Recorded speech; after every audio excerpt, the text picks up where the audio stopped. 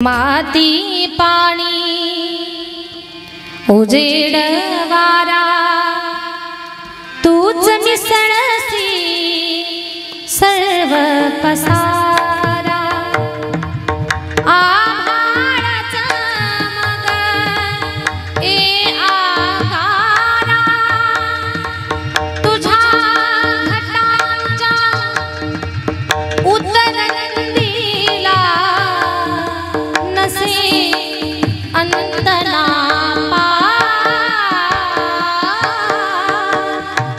तू वेडा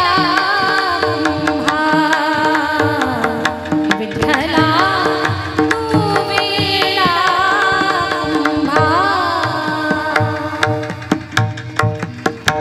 फिरत्या चाका वरती मातीला आकार विठ्ठला तू वेडा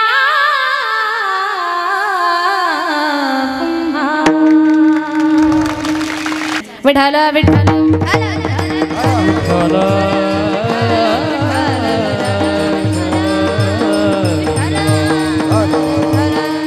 अभंगाचा अर्थ अगोदर तुमच्या समोर मांडते आणि अभंगाचा अर्थ मांडल्यानंतर जिथपर्यंत आपल्याला अभंगामध्ये प्रवेश करता येईल सोडवता येईल तिथपर्यंत आपण चालण्याचा प्रयत्न करू। अभंग फार गोड आहे तुकोबारायांचा। किती गोड आहे? महाराज म्हणतात आपुलिया हिता जो असे जागता जो स्वतःच्या हिताच्या ठिकाणी जागा आहे धन्य माता पिता तयाचिया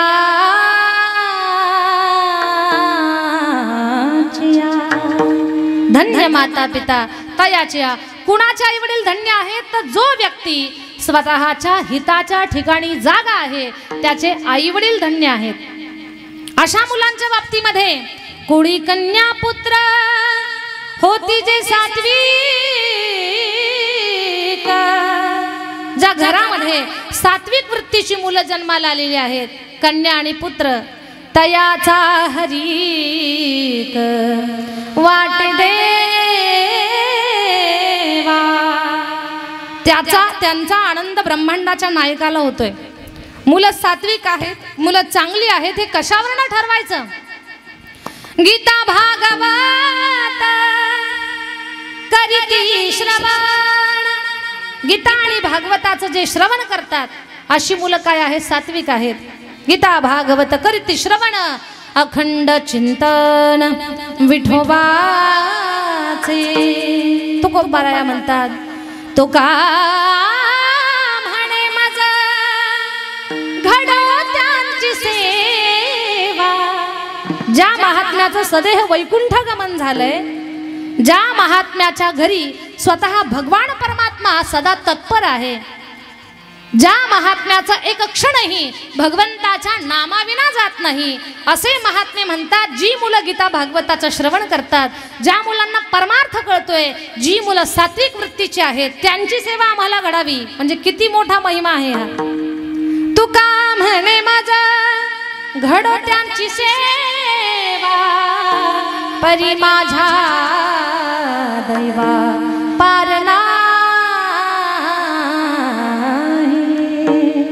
अशा अर्थाचा अभंग आज सेवेसाठी निवडलाय, याचा विस्तार आपल्याला करायचा आहे। विठ्ठल विठ्ठल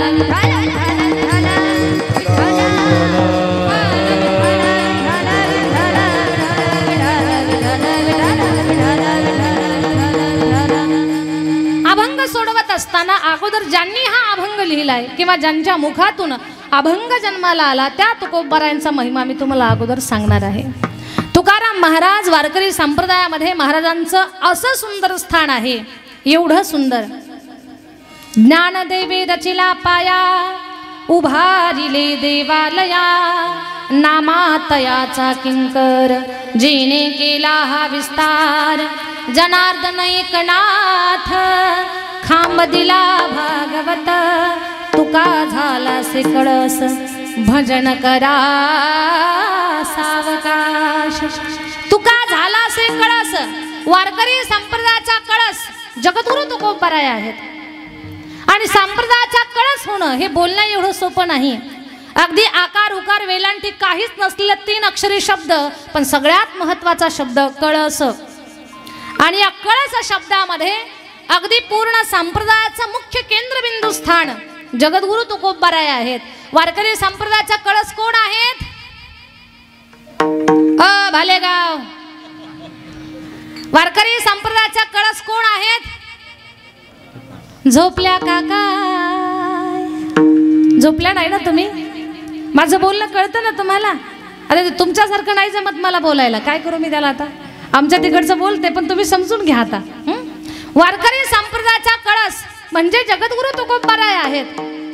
पण विचार करा थोडा, संप्रदायाचा कळस होण्यासाठी महाराजांना भक्ती किती करावी लागली असेल, काय महाराजांची तयारी असेल, किती त्यांनी उपासना केली असेल, किती भगवान परमात्माचं नामस्मरण केलं असेल. महाराज स्वतः एके ठिकाणी सांगतात, शिंक जांभळी खोकला तुकाच वेळ वाया गेला. नाहीतर आमची अवस्था अशी आहे, माझी मज झाली अनावर वाचा, माझी मज झाली अनावर वाचा, माझी मज झाली अनावर वाचा, माझी मज झाली अनावर वाचा.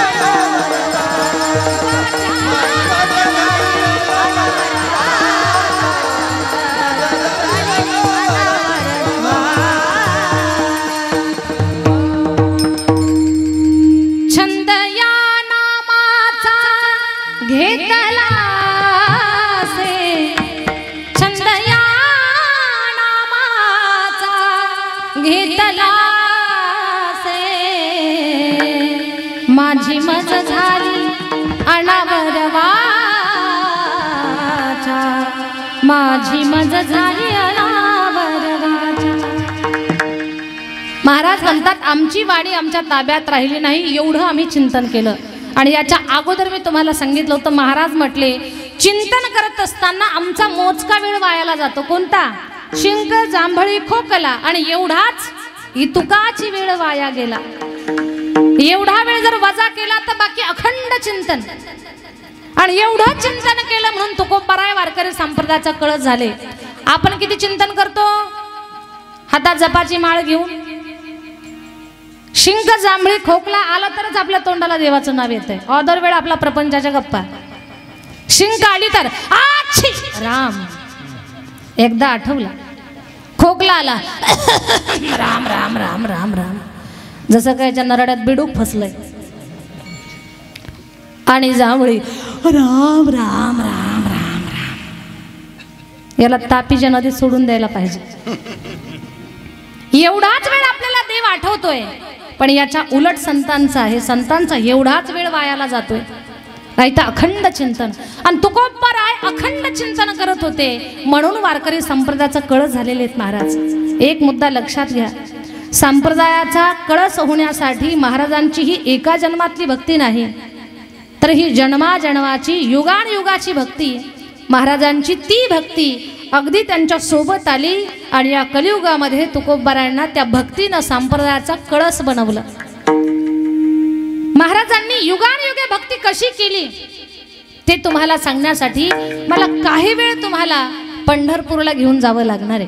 येताय का माझ्यासोबत पंढरपूरला? येणार का?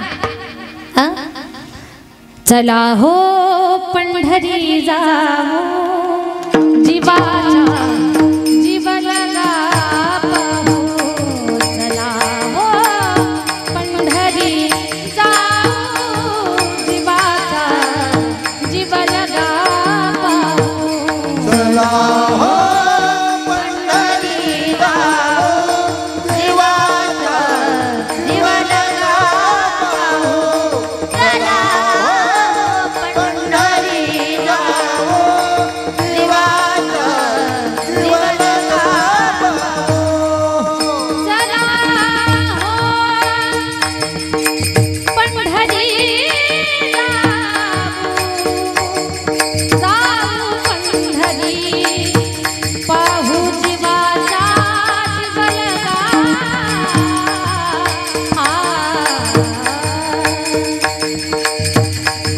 चला हो पंढरी जाऊ चला हो पंढरी जाऊ जीवाचा जीव लगा पाहू चला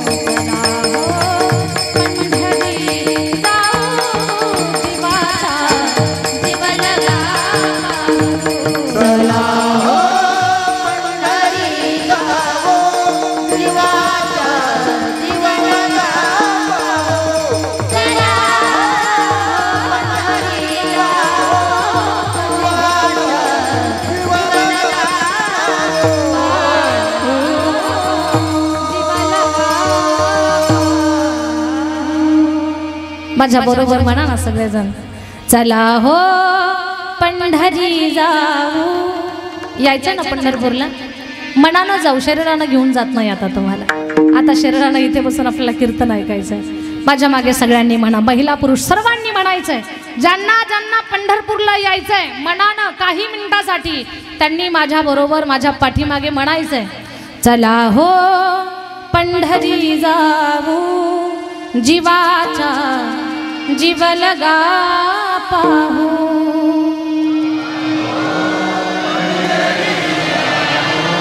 मोठ्यानं म्हणा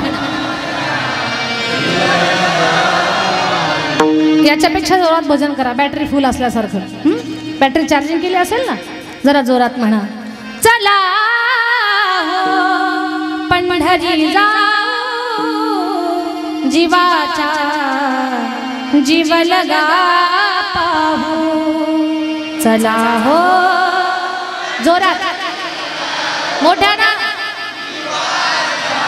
फार सुंदर आणखी जोरात चला हो पंढरी जाऊ जीवाचा जीव लगा पाहू खूप धन्यवाद तुमचे खूप खूप खूप धन्यवाद अंतःकरणातून गायलं तुम्ही आता जाऊ आपण पंढरपूरला पण पंढरपूरला जाताना थोडी घाई करा कारण आपल्याला पहाटेच्या वेळेमध्ये तिथे पोहोचायचं आहे आपण निघालो पंढरपूरला पण माझा बंट्या राहिला आणि माझा पप्या राहिला या नादात आपल्याला थोडासा उशीर झाला आपण सगळे गाडीमध्ये बसलो आता पंढरपूरला निघालो पंढरीच्या वाटेवर आपण सर्वजण चालतोय आणि पंढरपुरामध्ये आपण निघालो पंढरपुरामध्ये जेव्हा आपण पोहोचलो ना तिथे आपल्या अगोदर गच्च गर्दी होती त्या पंढरपुरामध्ये प्रचंड गर्दी किती गर्दी वाळवंटापासून महाद्वारापर्यंत सुरवरांची दाटी उभे जोडोनी हात प्रचंड गर्दी आहे त्या गर्दीमध्ये साधू संतांचा सगळा मेळा संत भार पंढरीला संत भार पंढरीला संत भार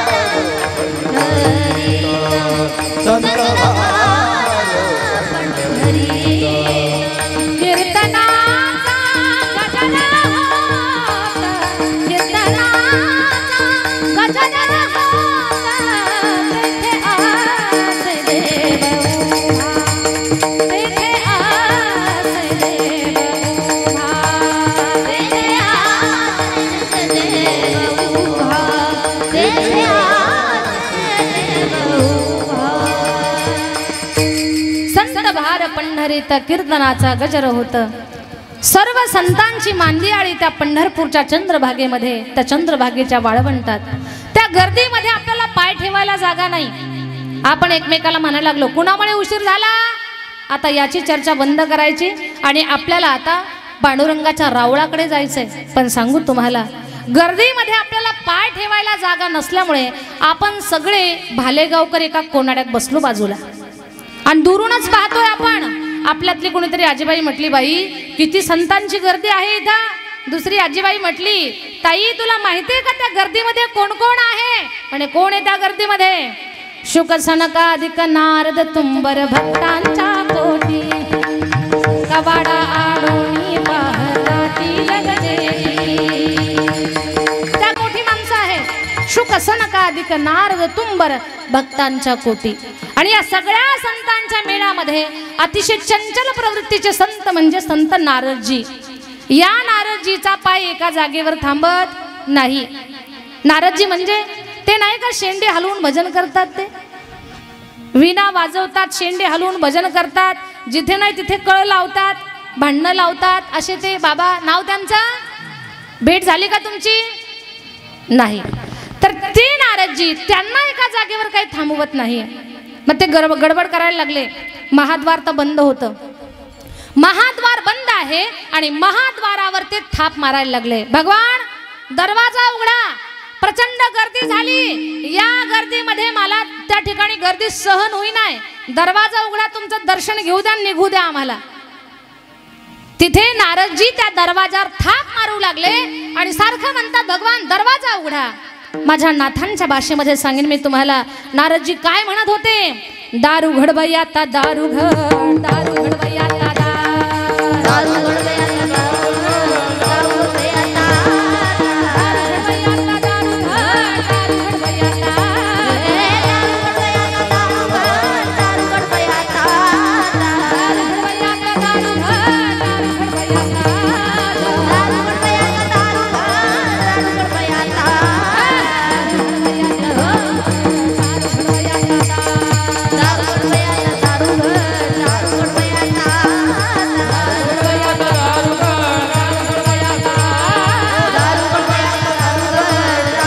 आता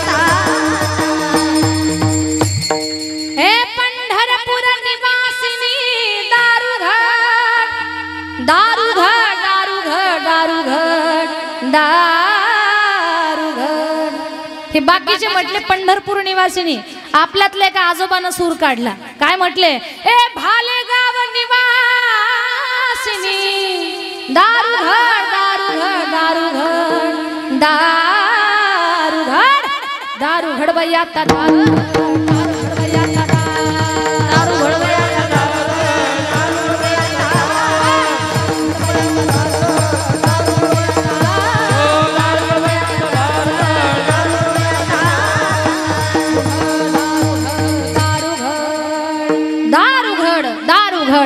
भगवान परमात्माला देवातून आवाज देतात. नारदजी थोडीशी कळ काढा. म्हणे कळी लावणारा हा बाबा, याला कसली कळ निघते.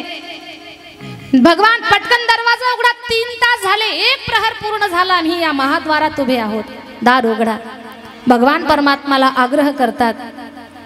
उढा पांडुरंगा प्रभात समयो पातला, वैष्णवांचा मेळा गरुडा पायी दरवाजा उघडा. आणि भगवान काही वेळानं दरवाजा उघडतात. तो लख प्रकाश पडला. सहस्त्र दिव्यांचा तो प्रकाश बाहेर आला. नारदजीनं असं डोळे झाकले. म्हणे देवा एवढा उजेड कशाचा आहे. म्हणे दिवे लावलेले आहेत. म्हणे दिवाळी नाही ना, असे दिवे कसे. म्हणे हे पूजेचे दिवे आहेत. पूजा करताना एवढे दिवे लावतात. एवढा दिव्यांचा प्रकाश करण्यासाठी असा कोणता मोठा देव आहे. नारदजी तुम्ही जाऊन पहा ना माझ्या देव्हाऱ्यामध्ये कोण आहे. वीणा वाजवणारे, शेंडी हलवून भजन करणारे नारद बाबा देवाच्या देवघराकडे आले. आणि देवाचं देवघर जेव्हा पाहिलं, सगळ्याला रडवणाऱ्या नारदजीच्या डोळ्यात आसू आले. नारदजी रडायला लागले. नारदजीला मोठा देव सापडला तिथे त्या देवघरात, म्हणून रडत होते का. नारदजीच्या रडण्याचं कारण एक होतं. नारदजीनं जेव्हा देवाचा देव्हारा पाहिला तेव्हा नारदजीचं अंतकरण भरून आलं. देवाला 2 हात जोडले. देवा कुणाची पूजा करता. भगवान म्हटले नारदजी तुम्ही तर पाहिलंय ना कुणाची पूजा करतो मी. प्रल्हाद नारद पराशर पुंडरीक व्यासांबरीश शुक शौनक भीष्मदालभ्या रुक्मांगदार्जुन वशिष्ठ विभीषणादिन पुण्यानैनां कथां परम भागवतां नमामि। प्रल्हाद नारद पराशर पुंडरीक व्यासांबरीश शुक शौनक भीष्म बकदालभ्यान। आता हे प्रल्हाद नारद पराशर पुंडरीक हे देवाची नाव आहेत का भक्तांची नाव आहेत? हे भक्तांची नाव आहेत। नारदजी उच्चार करतात प्रल्हाद नारद पराशर पुंडरीक ह्या सगळ्या भक्तांच्या मूर्त्या देवाच्या देवघरामध्ये होत्या आणि ह्या मूर्त्या पाहिल्या नारदजीच्या डोळ्याला आसू आली। नारदजी म्हटले भगवान तुम्ही तर आम्हा भक्तांची पूजा करता। हो नारदा मी माझ्या भक्ताची पूजा करतो, सगळं जग माझी पूजा करत असेल पण मी तुमची पूजा करतो कारण मला माझ्याही पेक्षा माझे भक्त प्रिय आहेत आणि मी भक्ताची सेवा करत राहतो। आता मी मंदिरात गेले आणि तुमच्या मंदिरावर बोर्ड वाचला नाहं वसामि वैकुंठे योगिनां हृदये रवो मद्भक्त यत्र गायन्ति तत्र तिष्ठामि नारदा। माझे भक्त गाती जेथे नारदा मी उभा तेथे, नारदा मी उभा तेथे, नारदा मी उभा तेथे। माझे भक्त गाती जेथे नारदा मी उभा तेथे, नारदा मी उभा तेथे, नारदा मी उभा तेथे। माझे भक्त गाती जेथे नारदा मी उभा तेथे, माझे भक्त गाती जेथे नारदा मी उभा तेथे, नारदा मी उभा तेथे, नारदा मी उभा तेथे। माझे भक्त गाती जेथे नारदा मी उभा तेथे, माझे भक्त गाती जेथे नारदा मी उभा तेथे, नारदा मी उभा तेथे, नारदा मी उभा तेथे। मद भक्त यत्र गायन्ति तत्र तिष्ठामि नारदा। याचा अर्थ माझे भक्त गाती जेथे नारदामी उभा तेथे, म्हणजे भगवान परमात्मा भक्ताची सेवा करतो हे मला सांगायचं आहे तुम्हाला। मग ज्या भक्तांची सेवा करतो त्यांची यादी सांगितली प्रल्हाद नारद। सुरुवातीला पहिला भक्त कोणता आहे? भक्त प्रल्हाद। हा भक्त प्रल्हाद या सत्ययुगामध्ये भगवान परमात्माची अशी भक्ती केली की भगवान परमात्माला नरसिंह रूप धारण करावं लागलं। आणि विचार करा नरसिंह रूप धारण करून भगवान परमात्मानं कुणाला मारलं? भालेगाव नरसिंह रूप धारण करून कुणाला मारलं देवानं? आहे का आपल्या गावात? नाही, आपल्या गावात नाही। आपल्या गावातलं कीर्तन संपेपर्यंत काही सांगायचं नाही। तुमचं सांगू पण इथून दुसरीकडे गेल्यावर, आत्ताच काही नाही सांगायचं। नरसिंह भगवान परमात्मा हिरण्यकश्यपूला मारतात। जेव्हा मांडीवर घेऊन बसले होते दरवाजामध्ये उंबरठ्यात तेव्हा हिरण्यकश्यपू म्हटला तुम्ही नाही मारू शकत मला। का मारू शकत नाही? भगवान गुर्र गुर्र गुर्र करत होते। का मारू शकत नाही? नाही मारू शकत तुम्ही मला। का मारू शकत नाही? नाही मारणार तुम्ही भगवान मला। का मारणार नाही? मला वरदान आहे। कसलं वरदान आहे? मला नराकडून अथवा पशुकडून मरण नाहीये। भगवान म्हटले मी धड नरही नाही धड पशुही नाही, मस्तक माझं पशुचं आहे, धड माझं देवतांचं आहे, मी नरसिंह आहे। भगवान नाही मारू शकत तुम्ही मला। का मारू शकत नाही?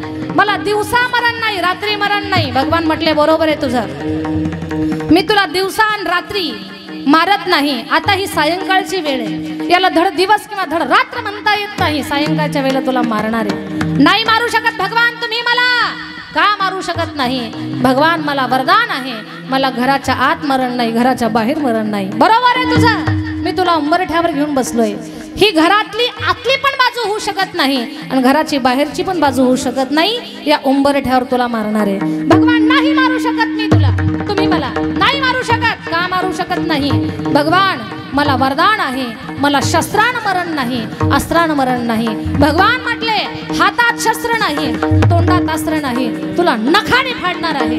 भगवान नाही मारू शकत तुम्ही मला। का मारू शकत नाही? देवा मला 12 महिन्यापैकी एकाही महिन्यात मरण नाही। भगवान म्हटले बरोबर आहे तुझं, तुला 12 महिन्यापैकी एकाही महिन्यात मरण नाही। हा 13वा महिना अधिक मास खास तुझ्यासाठी तयार केलेला आहे। फाटली पोटात नख घातली टार टार टार फाडलं आणि हिरण्यकश्यप हिरण्यकश्यपूचा अंत केला. नरसिंह भगवान की जय.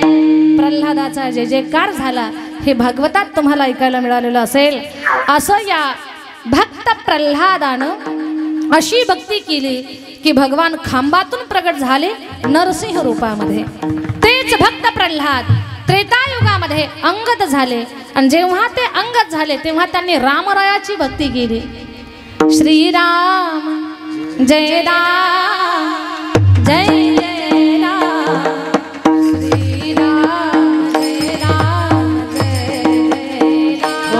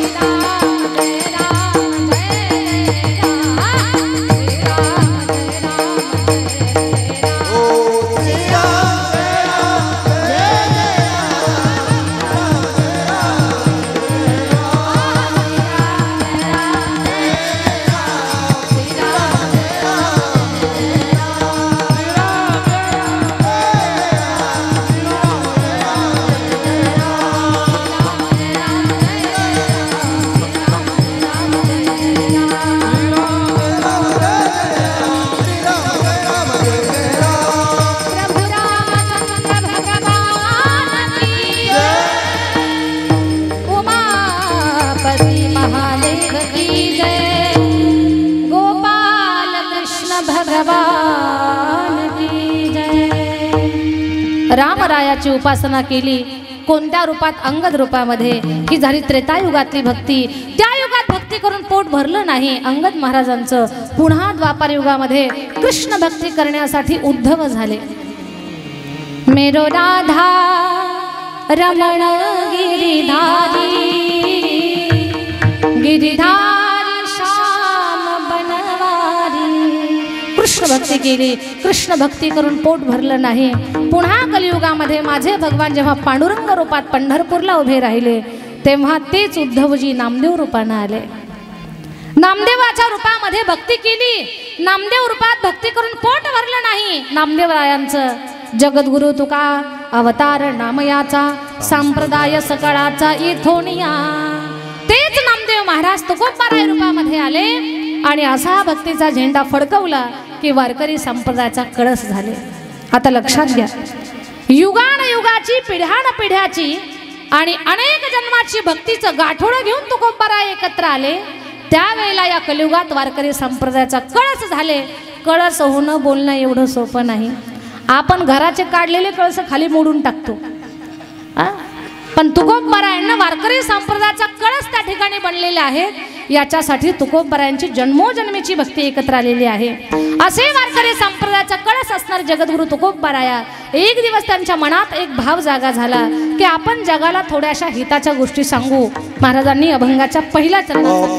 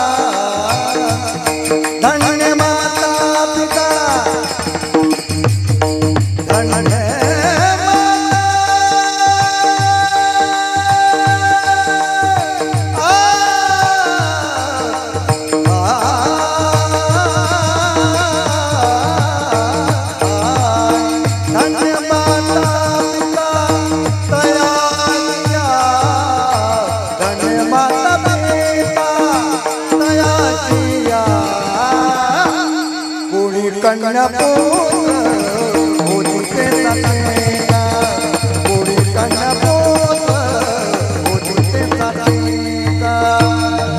धन्य माता पिता तजया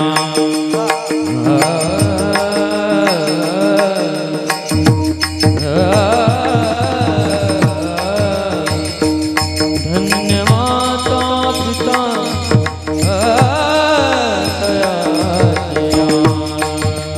धन्य माता पिता तनया धन्य माता पिता तनया कन्या पोत होती गोडी कन्या पोत होती आपुलिया धन्य माता पिता तया धन्य माता पिता तया धन्य माता पिता तया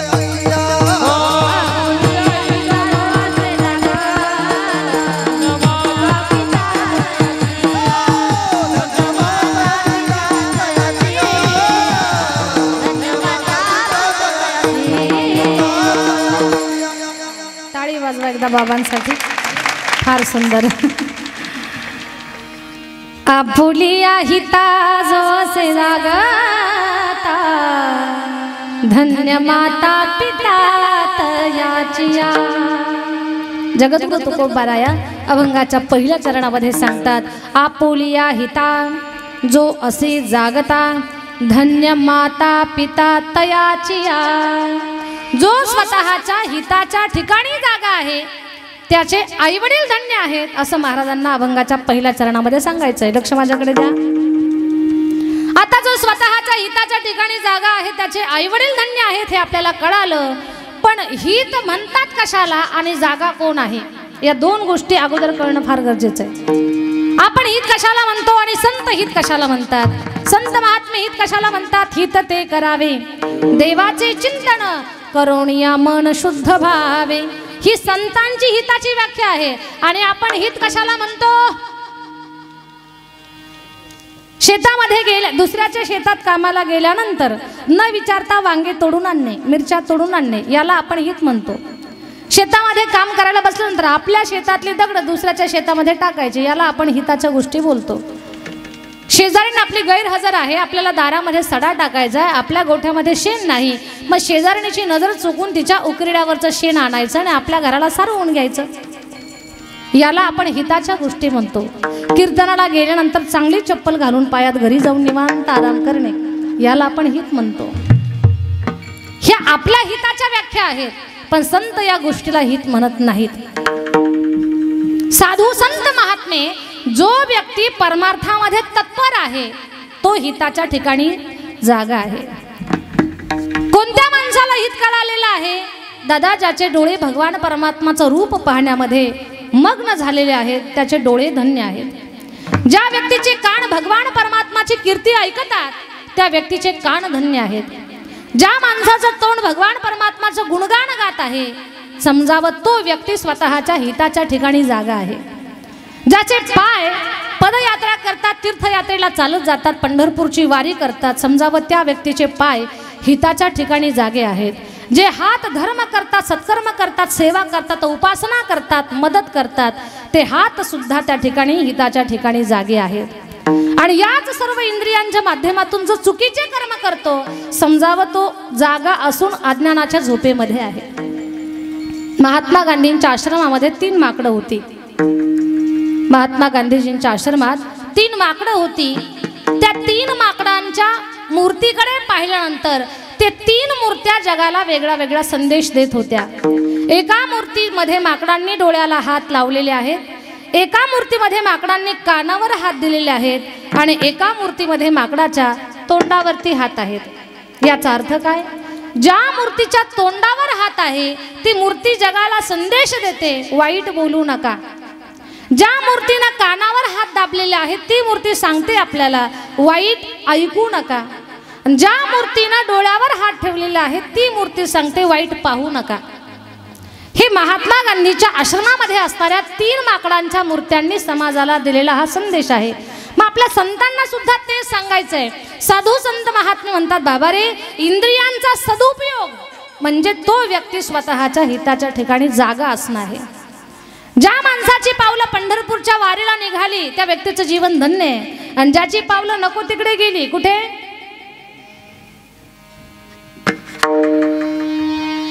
कुठे?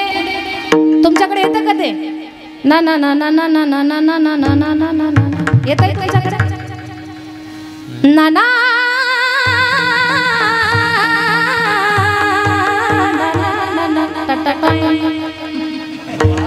हे येत आहे का तुमच्याकडं? नाही इकडं. भाग्यवान आहात तुम्ही. पहिलं येत होतं, पहिलं येत होतं म्हणजे यांना अनुभव असेल.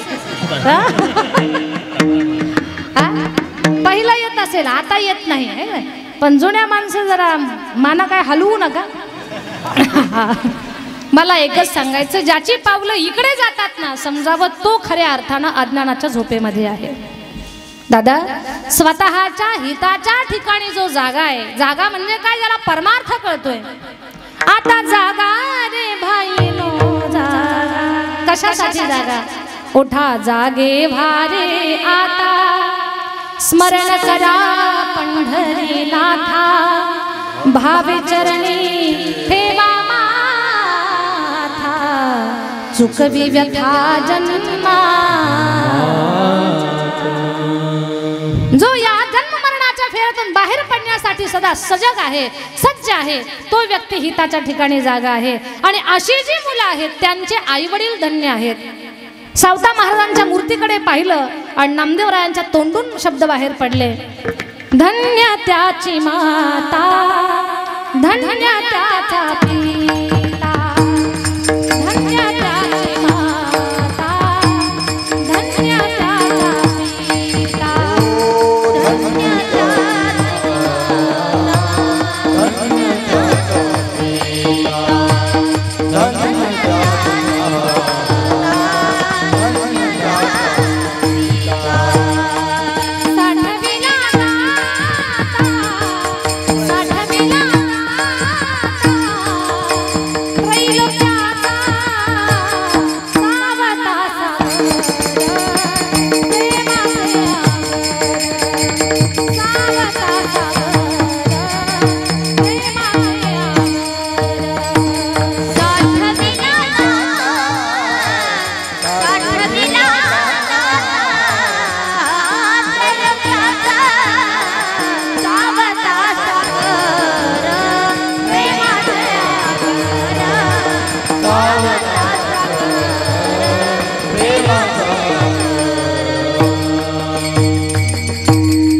नामदेव महाराज बोलले आमचे, धन्य त्याची माता,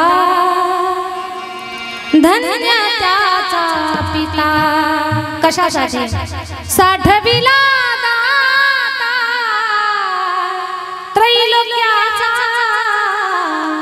त्रैलोक्याचा दाता ज्यांनी हृदयामध्ये साठवला त्यांचे आईवडील धन्य आहेत. म्हणून आपुल्या हिता जो असे जागता, धन्य माता पिता तयाची.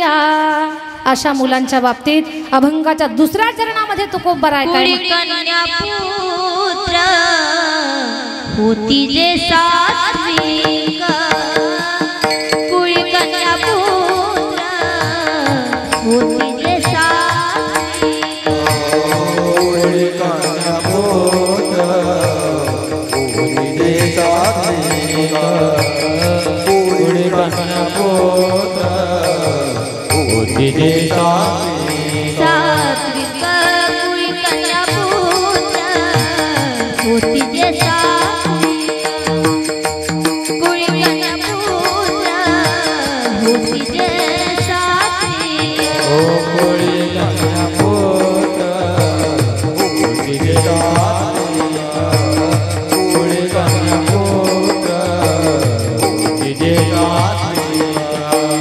तयाचा हरी